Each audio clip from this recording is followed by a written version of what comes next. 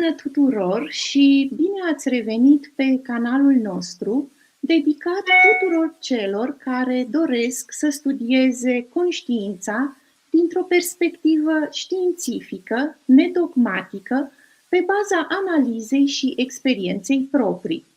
Adică, bun venit tuturor celor care doresc să afle cât mai mult despre ei înșiși din perspectiva paradigmei conștiențiale.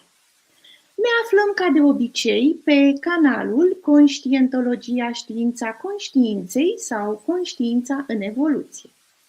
Acesta este un canal al Reaprendenția International, un canal dedicat vorbitorilor de limba română oriunde s-ar afla ei. Reaprendenția este o instituție conștientocentrică, adică o instituție care își dedică toate eforturile și cercetarea cunoașterii profunde a conștiinței prin oferirea de metode și tehnici de educare și reeducare conștiențială, pornind de la cunoașterea elementelor fundamentale care țin de dezvoltarea conștiinței, multitudinea corpurilor, viețile multiple, varietatea de dimensiuni și așa mai departe. Ediția de astăzi a live-ului nostru este o ediție specială, deoarece pentru prima dată va fi o ediție în limba engleză. Am recurs la această soluție deoarece am considerat că nu îi putem priva pe prietenii noștri interesați de conștientologie de a cunoaște și a afla despre activitatea și cercetările realizate de profesori experimentați și renumiți. Bariera lingvistică nu trebuie să fie și o barieră în calea cunoașterii. Vă invit să participați activ la această dezbatere, să puneți întrebări, să le scrieți pe chatul de la YouTube sau chiar pe grupul nostru de WhatsApp, dacă vă este mai ușor. Puteți scrie întrebările atât în limba română, cât și în limba engleză. Sunt Adina Oprea, sunt voluntar Reaprendenția, profesor de conștientologie și voi continua în limba engleză deoarece sunt alături de Eliane Wojslaw. Eliane, you are very welcome to our live stream on this Conscientiology channel dedicated to the Romanian public interested in the research of consciousness. I am very grateful for your presence here. I know that you have a very busy schedule and I truly appreciate your availability to take part in this live session. For the beginning, could you introduce yourself, please? Sure. Thank you very much for the opportunity to be here, talking to you, to the Romanian public, and to talk about neologisms, which is a subject that I love, and I've been studying for quite a long time. Okay, so I hope to meet your expectations in the subject. So my name is Eliane. Please. I'm a volunteer at Reaprendenția. I've been in Conscientiology for 26 years already. And what else? I am graduated in arts, that is English language and literature with specialization in English translation. And I am a member of ICNEL, that is the International Council of Neologistics and Terminology of Conscientiology. That is a permanent council of UNICEN. UNICEN is an institution that takes care of all the institutions existent in Conscientiology today. I don't know if you know, Adina, but we have already 30 conscientiocentric institutions that are studying the consciousness through the consciential paradigm. And they're all focused in developing these studies all over. Not all of them are international. And others like Apex, Acest, but they aim at becoming international. And so it's very much related to our topic today, because when a consensus-centric institution wants to become international, the first thing is to translate its terms, its neologisms into the other language. And that's what we are going to talk about, the challenges of translating neologisms. Okay, so that's me, my brief presentation. Another thing that I want to add is that this council that I participated, the IPNL, it was proposed by Dr. Vieira, that is the proposer of the science. And today we are very much working and focused on producing dictionaries. We want to make dictionaries, to publish dictionaries in many languages, to really make Conscientiology known all over the world. Yeah, at the first sight, let's say, today's topic may seem simple, but based on my experience and on the feedback from the Romanian students, I can say that conscientiology, neologism, and terminology can be perceived a little bit odd, unusual, and even challenging for beginners. And always the first question they ask is, "Oh, why do we need all this? Couldn't be easier if we didn't use?" But till then, let me start with the beginning. What is a neologism? Yeah. Well, I have some definitions here. I'll read the most simplest one, that is, technically speaking, a neologism is a newly created word, expression, or a new meaning assigned to an existing word. Okay, so we as human beings, we create words all the time. It's a natural process of languages. And just for you to see how what I'm talking about is true. For example, I will read some words that are very common nowadays. Everyone knows, and certainly you know them in Romania as well. That is Google, and there is the verb to Google. Let's Google something. I will Google it to ask for an information that is very new. Podcast, that is the mixture of iPod and broadcast. Emoji. People, we love using emojis. It's a new word.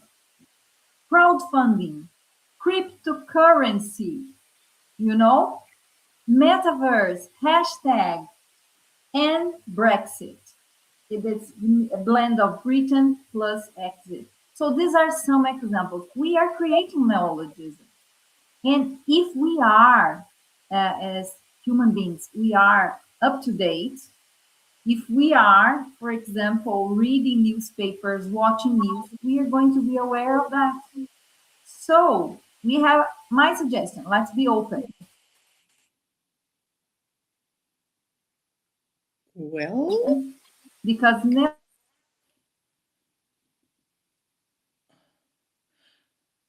Eliane, I'm afraid we are back. Very okay, good. You're back. So people from Romania and from all over. I'm afraid. Yeah, but we are back again. Okay. So yeah, this is the risk. So my invitation for you is that we have consciential openness.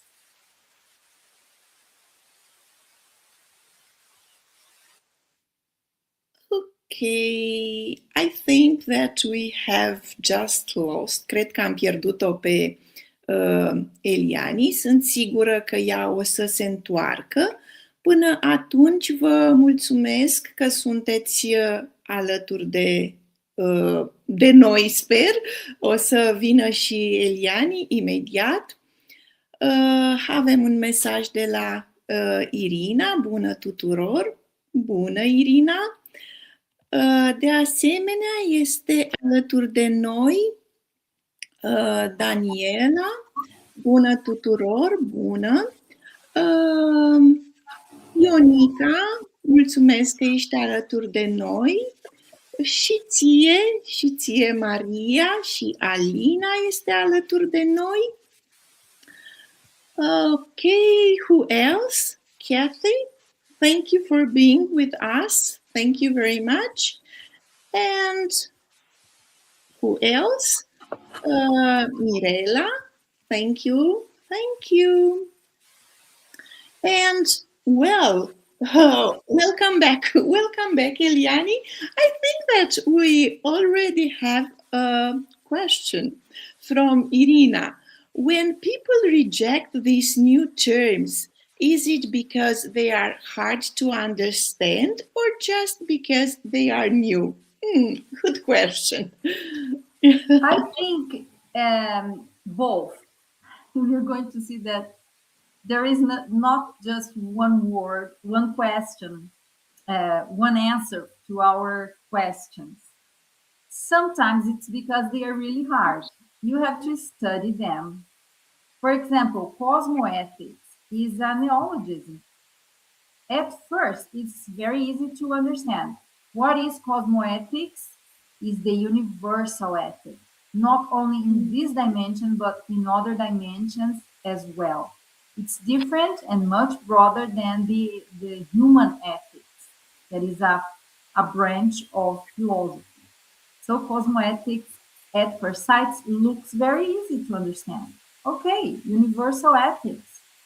But if you are going to understand, to study deeply all its details and all its applications that are very broad and very useful for our manifestation as human beings in this dimension, we are going to see that there's a lot to study to understand, for example, about other possible dimensions that are more evolved, how advanced consciousnesses behave and think, and at the same time, how less evolved consciousness think and manifest themselves.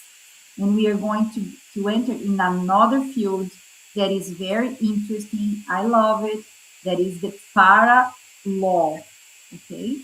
So para-law and cosmoethics are both very correlated concepts, and they are neologisms. They are not easy. They are hard to understand. You have to study. But some others are very easy to understand. For example, mental soma. It's the mental vehicle of manifestation related to the intellectuality, to the elevated feelings, right? And another one that is very easy in my point of view, psychosoma. Psychosoma is the religious lines used to call was the perispirit. What is that?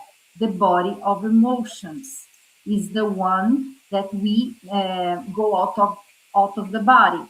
When we project our consciousness, we are going out of the body with the psychosoma. So it's both, Irina. Thanks for the question. Very interesting.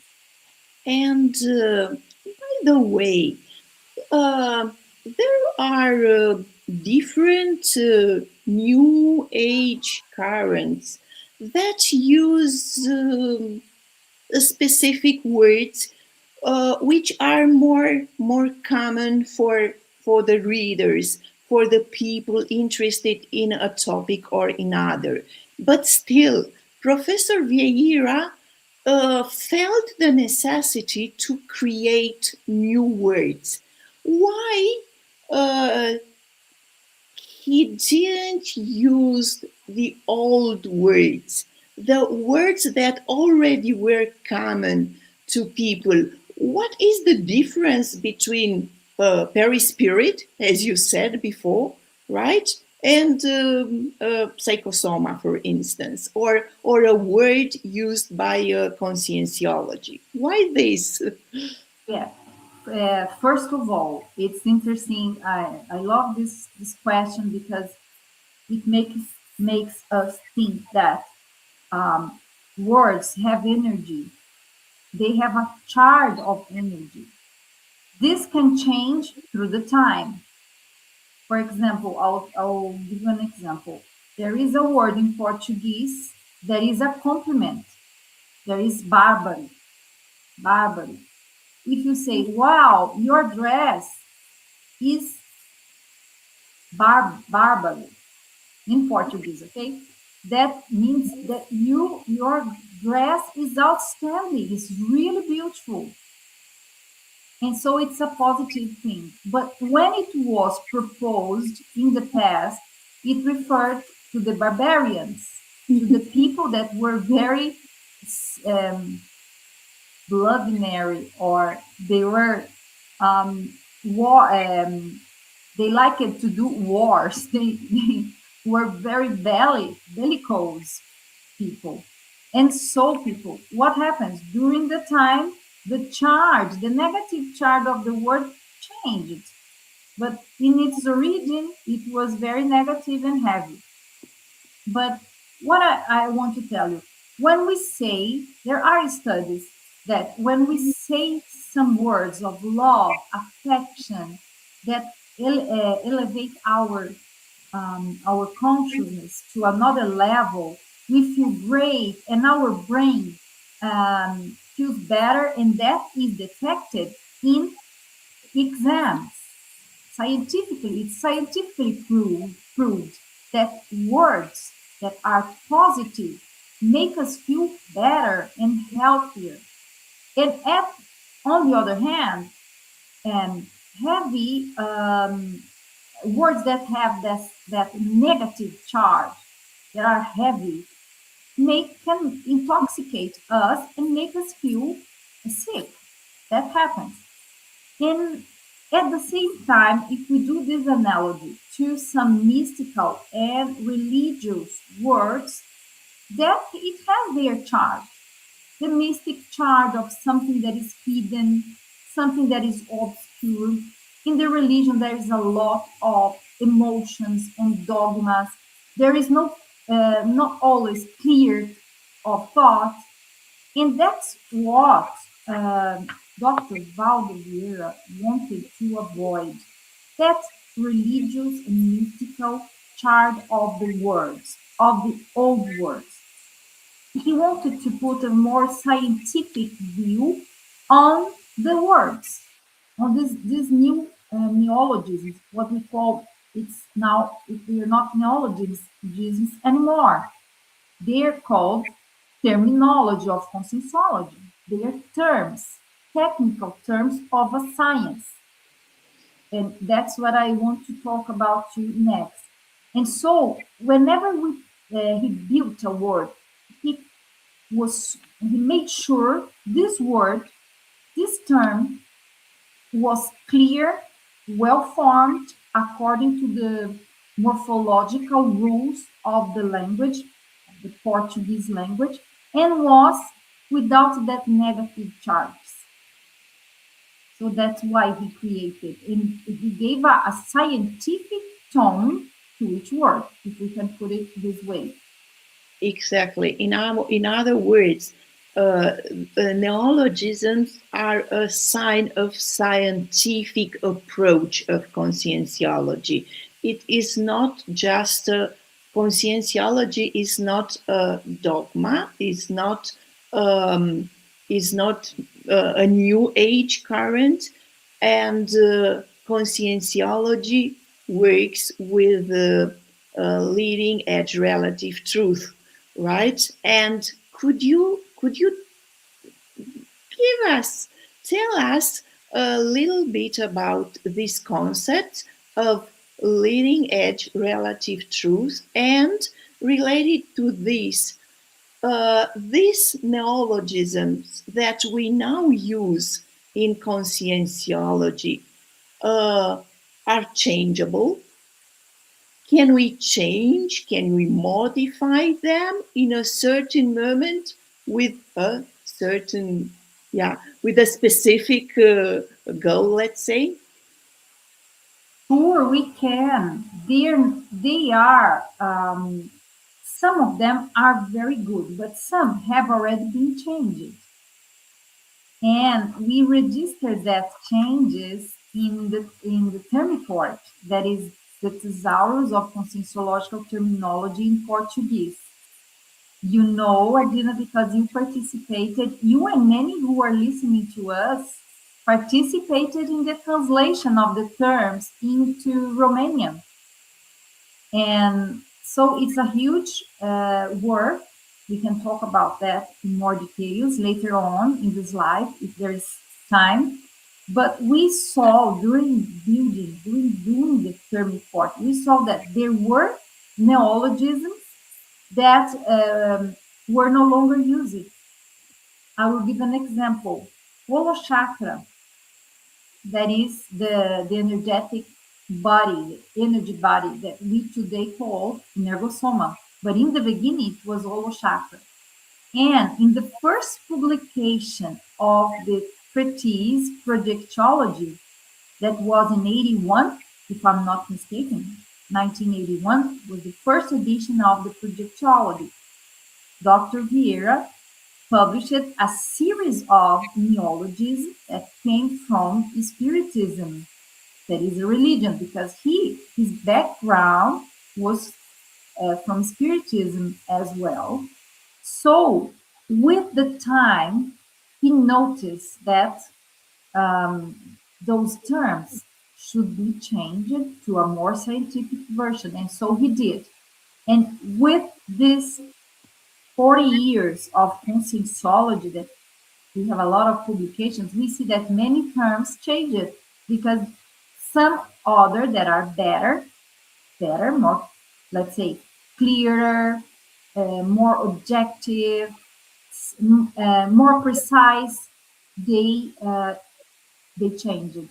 So it's something very alive that is possible to change, because this is science. We don't need to use words that are forever the same. We can change it. And another thing is, a science proposes, the researchers, the publications, publish the neologism. But if there is a researcher who proposes a new neologism, and this is good, and it catches among users, that's going to be the one adopted in the community, right? Usually, it's the user who decides which term to use, usually. We users have power over languages in general. In the terminology, that happens as well. Thank you. Look, we have another question from Irina. I wonder, wouldn't it be difficult to accurately study consciousness evolution without a specialized technical vocabulary? Yeah. What would it have been like without it? Okay. Great question. Very difficult. It would be, for me, it wouldn't be possible, because we are still struggling to understand all the details of our evolution, of this multidimensionality, and the way the most advanced consciousnesses think, the way they form their thought, the way they manifest in the mental somatic dimensions. So what I think, I was, the other day, I had an insight that these neologisms, they translate our reality. We are all translators, people. Science tries to translate into new words. what is happening, the reality, the multidimensional reality. And so it's like a funnel. There is the, let's put this way, the extra physicality, and we try to understand it and translate into new words. But for example, imagine that every time we are going to say something about the holosoma, you know, holosoma, the set of vehicles of manifestation that is formed by the soma, physical body, psychosoma, emotional body, mental soma, and energosoma. So imagine that every time we refer to something related to the holosoma, we would have to say all those four vehicles. So it's much easier because the neologism condensates all the other concepts, you know. And there is also the compound terms I mentioned for you, cosmoethics. This is one big concept, very essential in the studies of conscientiology. And then we have a lot of derived terms from this. The first one is the adjective, cosmoethical. And then the specialty that studies cosmoethics, that is cosmoethicology. You add the prefix logy, that's related to science. And then we have the compound ones, destructive cosmoethics. Okay? And many other terms related to this root word that is cosmoethics. You know? So it would be difficult to understand all the nuances, all the details of the consciousness of our reality without this new term. We would be very limited. There are people who tried to do this, and until today they are struggling and being in a very basic, let's say, the very basic level of the studies. What I can see is that the more we study, easier it is for us to understand and to build new terms, because it's a never-ending job, never-ending task. Okay, that in my opinion, is very pleasant. I like it. Let's see another one from Miki. Using so many neologisms does not narrow the area of spread of conscientiology to more people? Yes, it narrows. It narrows. You are right, Michaela. But we can say that we in conscientiology we would like very much that everyone would be able to like this and to understand this approach, this scientific approach, these new words, to face new realities, to go out of the body, to do interassistance. I think that's our focus. That is our proaxis, our mission of life. But we have to understand that not everyone will have the same interest and taste. And last but not least, not everyone went to an intermissive course.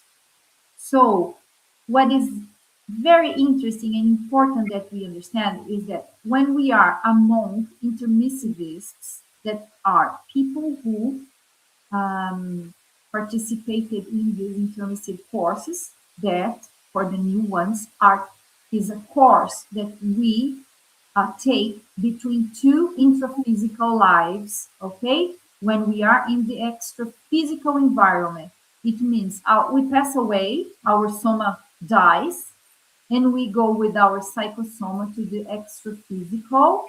And over there, we can participate in a course that is to program our next life, to program our next physical and intraphysical life.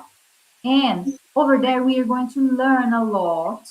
And we are going to learn neologisms. We are going to do visit or excursions to other planets, more evolved less evolved. We are going to have classes, real classes, and in group with people studying the consciousness and studying our evolution. So when we are born here and we meet other intermissivists, no matter where they are, there will be instant connection, or there will be, it's a more easy connection. And if we talk about this subject, the person will be interested because he or she learned those subjects in the extra physical. And Mihaela, not everyone took part in this. So there are people, it doesn't mean that these people aren't able to understand. It doesn't mean. Of course, the person is interested in learning. It can learn now. It's like learning a new language. But it narrows a little bit because not everyone is in intermissivist. We hope that this increases in future generations. In this context, can we talk about retrocognitive effect of the neologism? It's almost a rhetoric question, but for instance, for me, the neologisms were totally clear from the very beginning.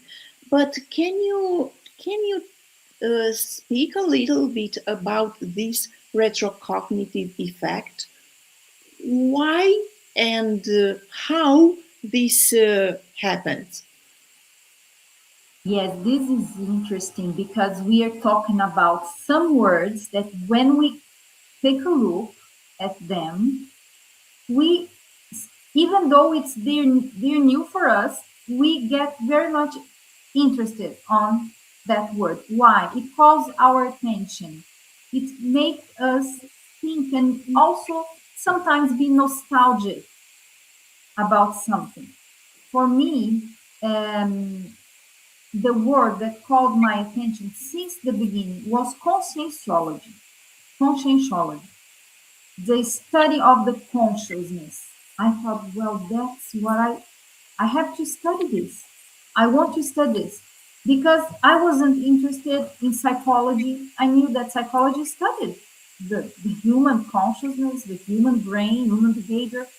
That didn't call my attention. But when I read Conscientiology, the study of the consciousness, I thought, that's for me. I want to know more about that. So some words work for us as repetitive words.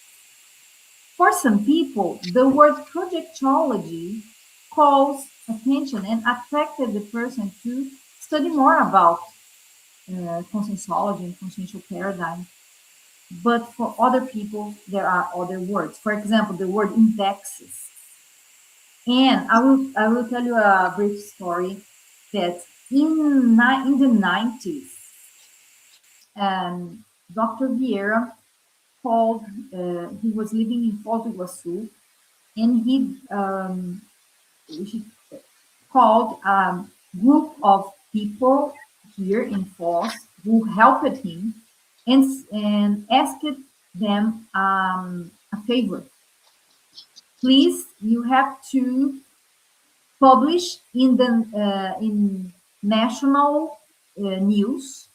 That is, we have a national news on TV that starts at 9 o'clock and goes until 9:30, 9:40, and it's seen in the whole country.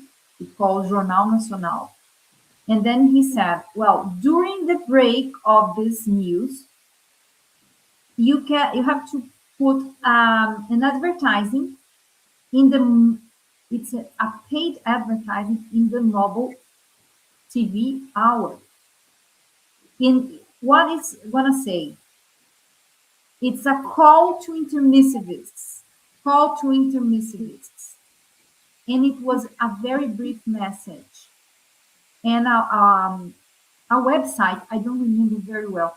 There was a message, I think it was a website, it was the Tertuliarian website. And it was super brief because it's very expensive. And so they formed a group of people who donated money for that purpose, because it was going to stay for a week, passing that very brief announcement. Call to intermissivists. What were the word there? The word intermissivists, the one who were in the intermissive course, right? So we thought, well, that was so hard, nobody's going to understand. It's a neologism. It's a new word. Who's going to know what is intermissivist? But that was a strategy that the helpers suggested to Professor Walter. He thought that makes sense. Let's do it. Let's make a donation, whoever can, and they did it. And that brought many intermissivists who saw it, who watched this brief message, and they had that identification that you were talking about, because it's a retrocognitive word for them, because they were in the intermissive course sometimes. That's very interesting. It facilitates a lot. Some words call attention.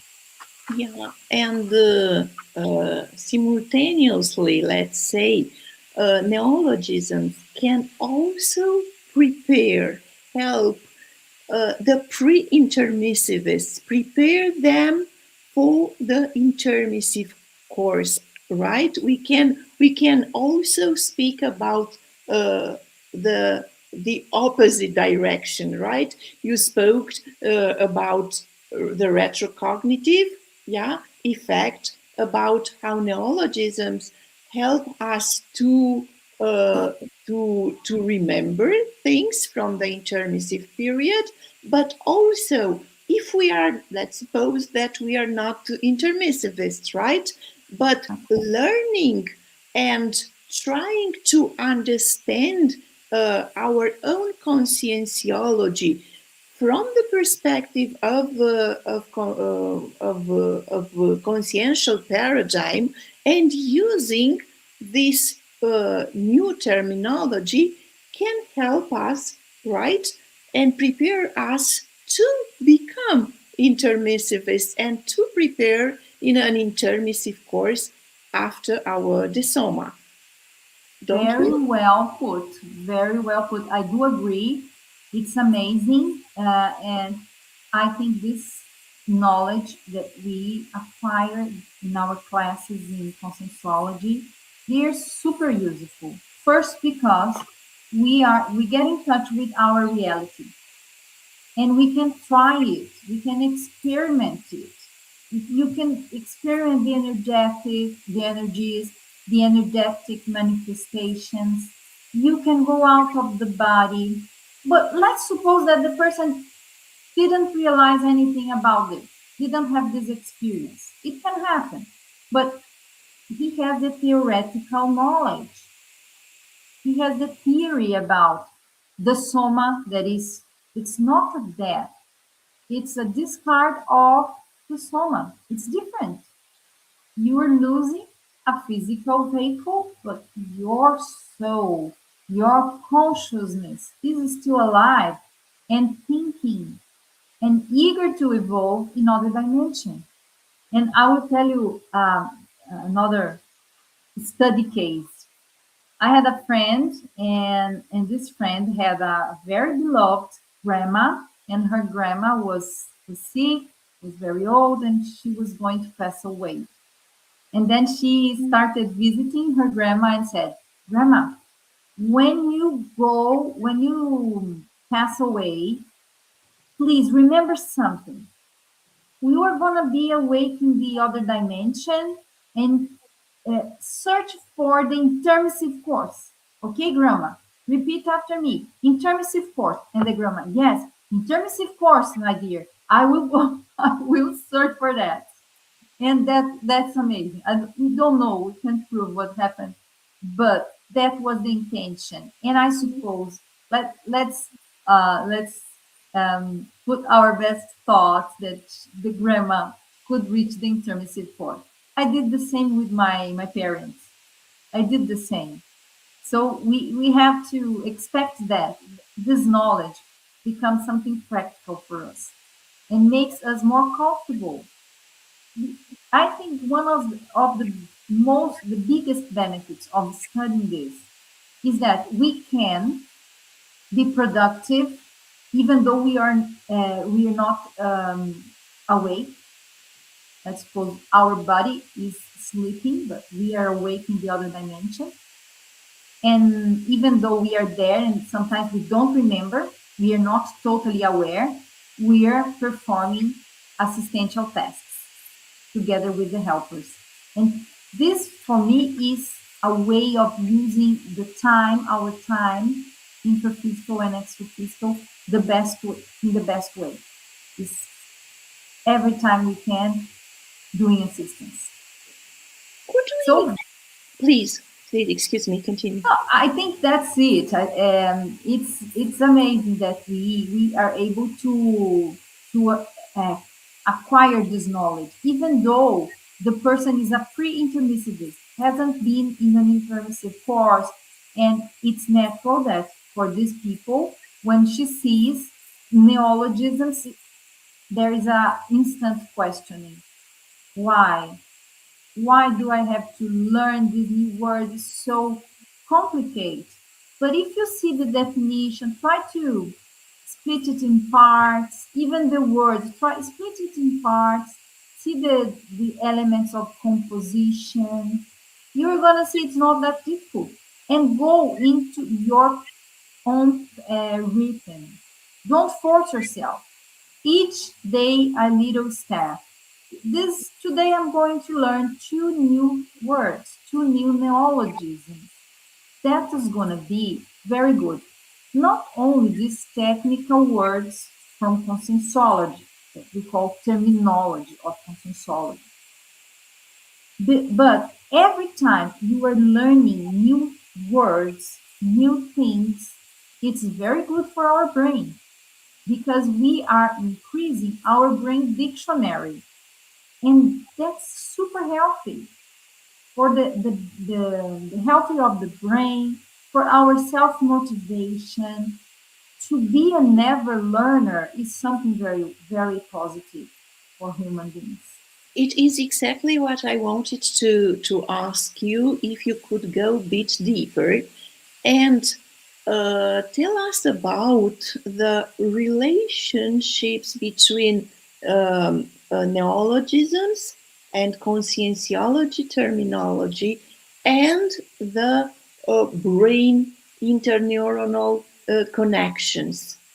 Right? We know that any language, any science comes with its language, right? But in case of conscientiology, is more than practice. It's about the influence and the relation that exists between our brain and the words that conscientiology brings. What is this relation? How conscientiology enrich and facilitate more interneuronal connections? What I can say is that every new word will be good for brain connections, for new synapses. Every time we learn something, Adina, since we are a child and we learn the basic arithmetics, okay, that are the accounts, the little accounts that we learn when we are in primary school.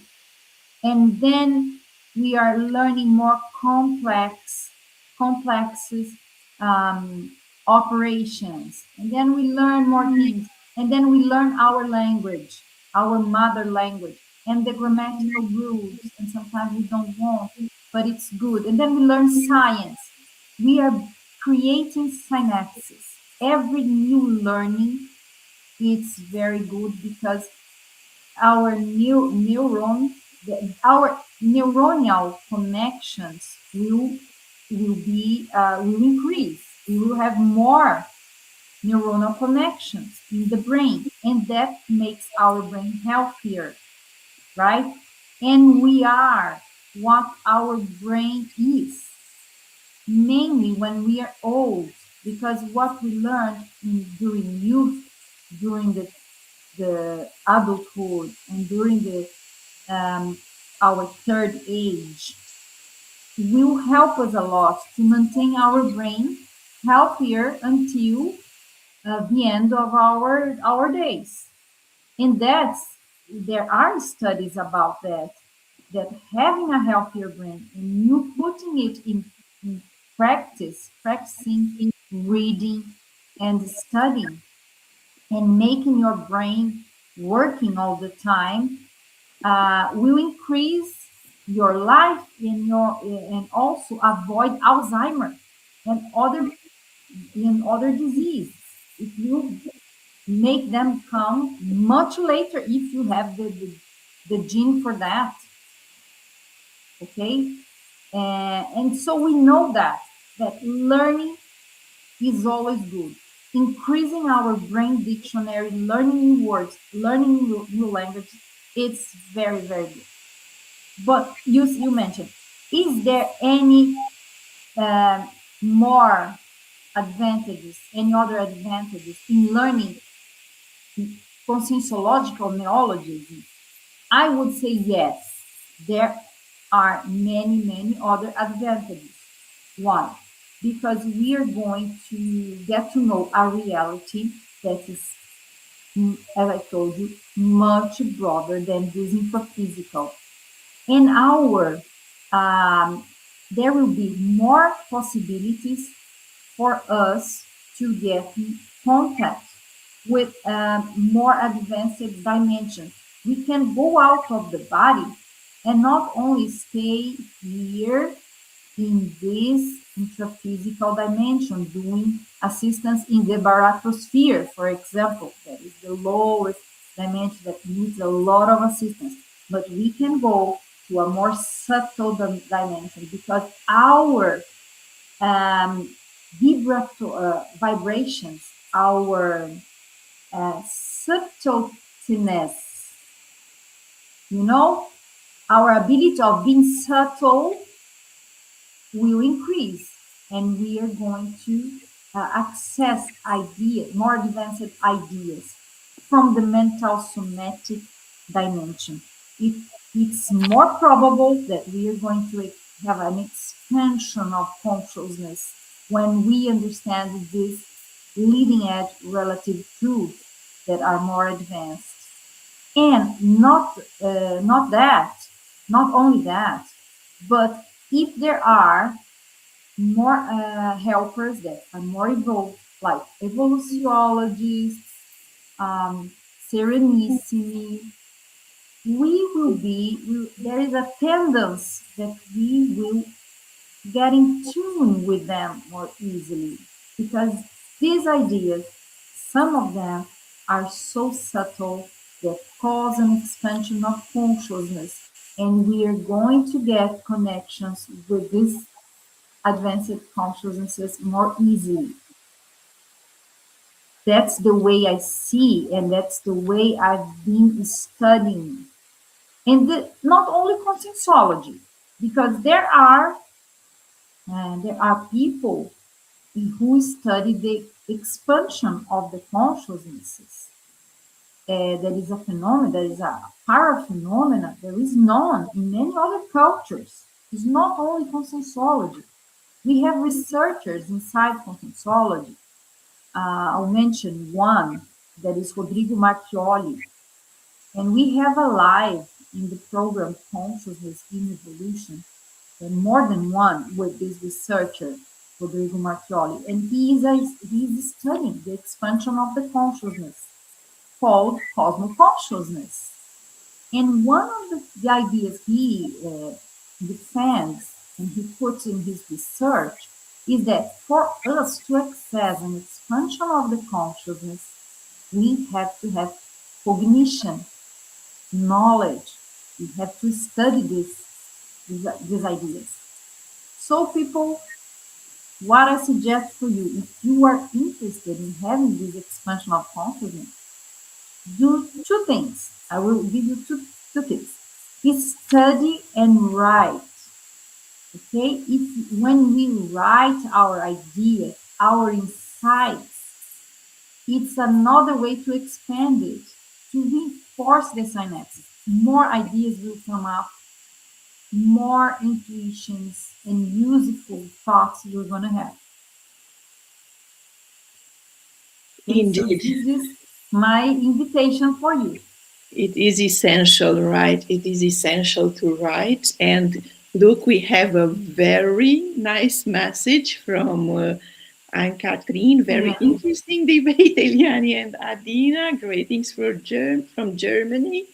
Thank you, Anne, for being here with us.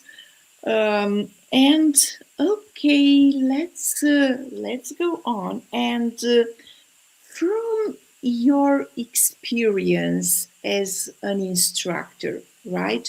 You teaches conscientiology in Portuguese and also in English and in Spanish as well.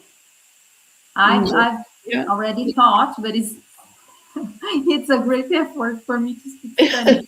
Yeah, for me, yeah. Also, it's because of Portuguese. And tell me, from your experience, have you ever occurred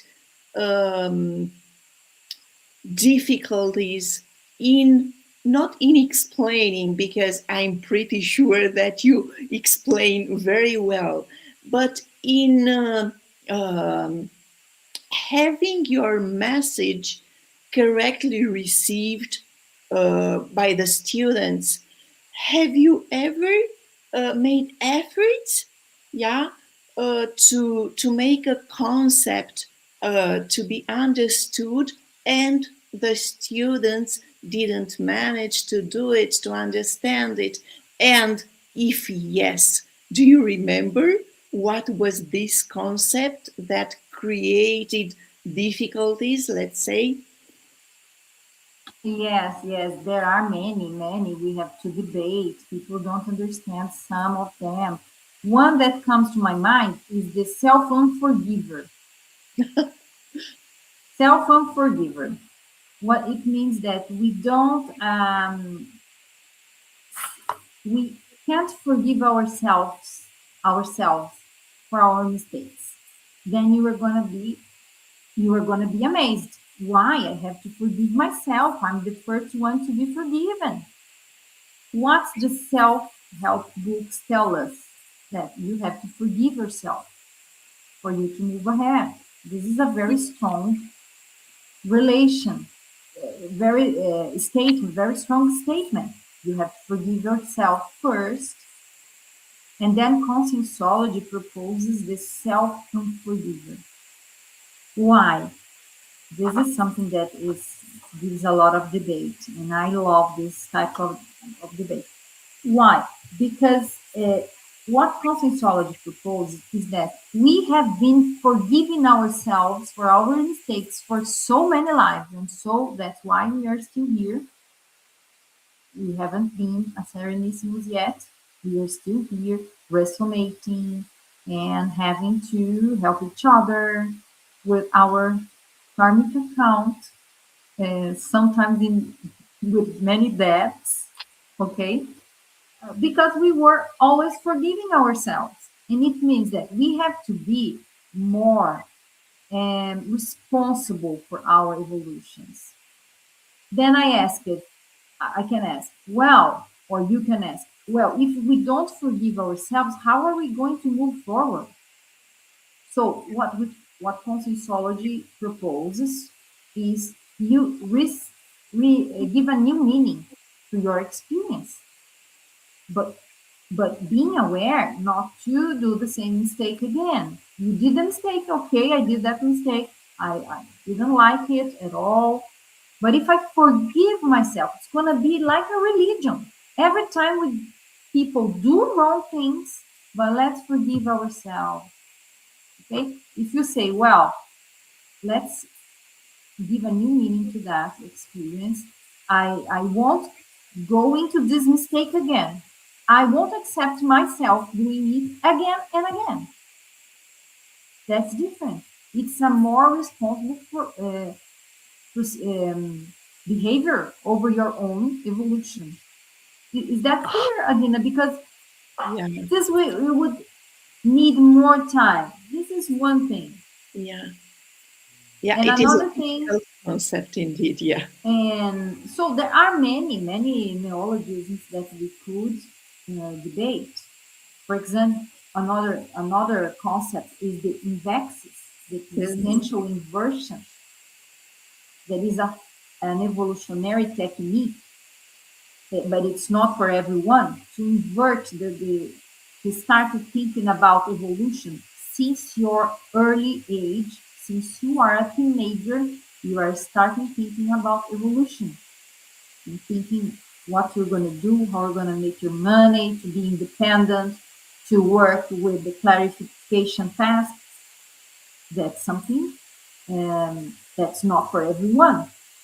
And people are very young, don't have a lot of maturity to deal with all this stuff. And so it's a concept, the proposition that is not for every consciousness. For example, I wasn't able to be an inverter. I had to be a recycler. That is another technique. What it means that I started dedicating myself more seriously to conscientiology after the age of 30, 34. Okay, during my teenage, when I was a teenager, I had to do other things. I didn't have maturity to go into conscientiology.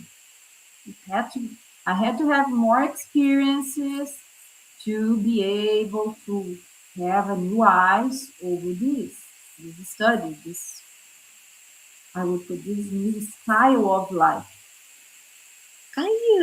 I know that you are the coordinator of Thesaurus, right, of conscientiological terms. How was your experience, while you were working with people from different countries, right? Germany, Romania, Italy, Spanish, of course, English speakers. How was your experience, and how did you manage to cooperate and make a multi-linguistic team, and guiding them to the common purpose, to the common goal? Yes, it was a great experience. I think the best experience I lived so far in my life is to work with these different teams to translate the neologisms from conscientiology. Well, because they are amazing people. They're all intermissivists for sure, because this is such a hard work that if a person doesn't have the deep interest in conscientiology, the person wouldn't stand this type of work. And so I met this intermissivist friend that are interested in translation, and I see that there were passion in their eyes for doing the job.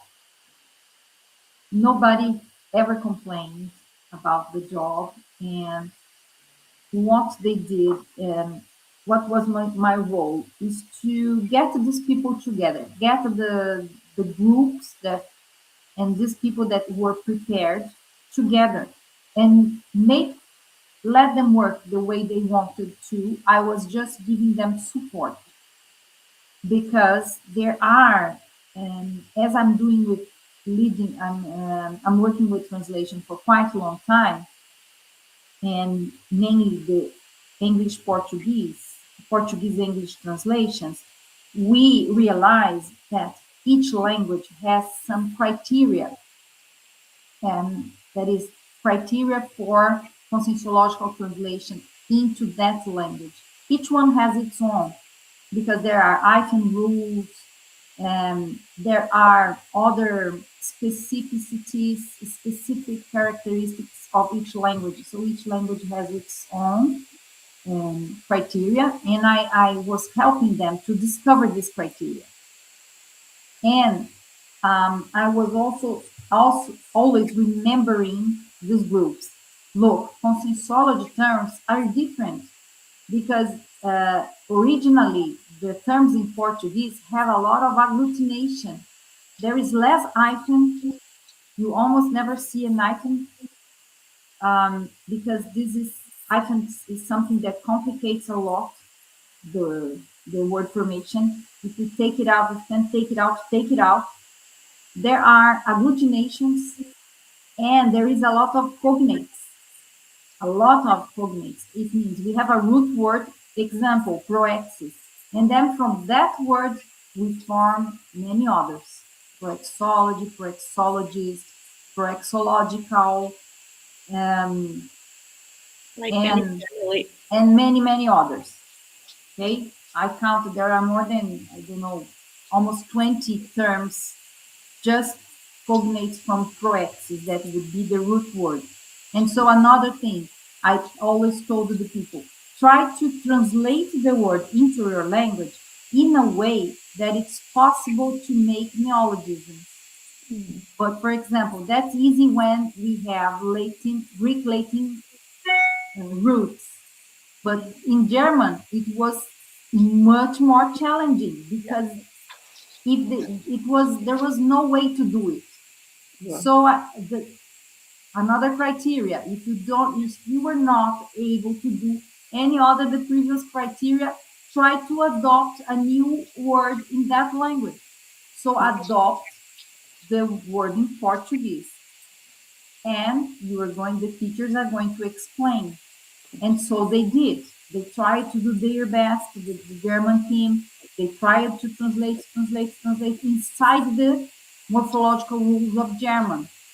However, there were some terms that they had to adopt the word in Portuguese. So that's the way we did the job, and that happened also in Japanese. Japanese people are now they have frequent meetings just to discuss the terms, to discuss the new terms, and I think it's a great job. Yeah. Because it's very mental somatic. We are always discussing in groups. Everything we do in groups is much better. The results outstanding. Yeah, working together is indeed very important. And unfortunately, time flies. But I would like to, if it's possible, could you tell us about the next Conscientiological course that is going to start shortly? It will be one in English. Can you give us a few information, couple of information about it? Yes, thanks for asking. Reaprendência is having a new course, a new English course called Essential Concepts of Conscientiology. It's a course with 16 classes shared into 4 modules. Each module has 4 classes. It's going to start on March 7th, and it will end on May the 3rd. Okay, the whole course. But students can participate. For example, if they want to try, they can participate in module 1, only module 1. They can buy only module 1 to try.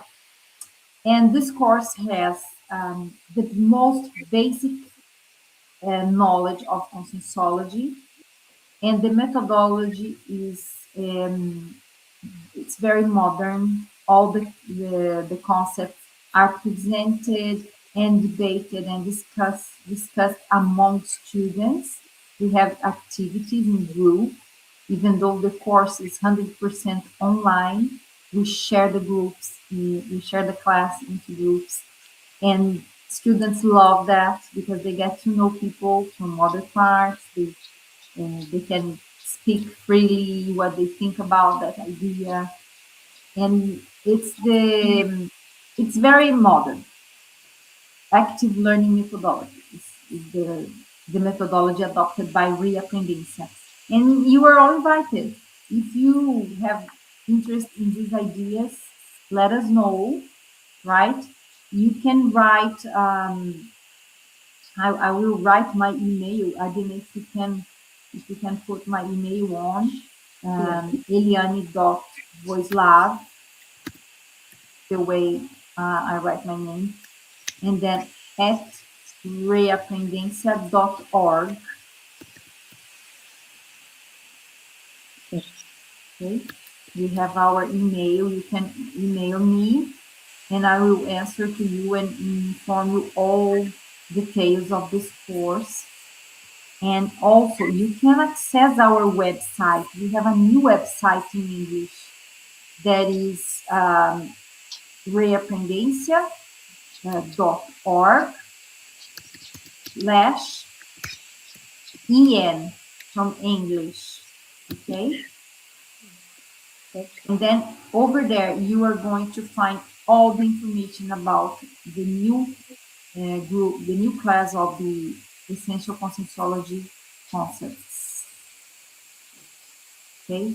Super thanks for this information that you have just given us, and yeah, we are looking forward to meeting new researchers of the consciousness, and to make our group larger and to make conscientiology known throughout the world. Thank you very much, Eliane. It was a great debate. Always time is too short.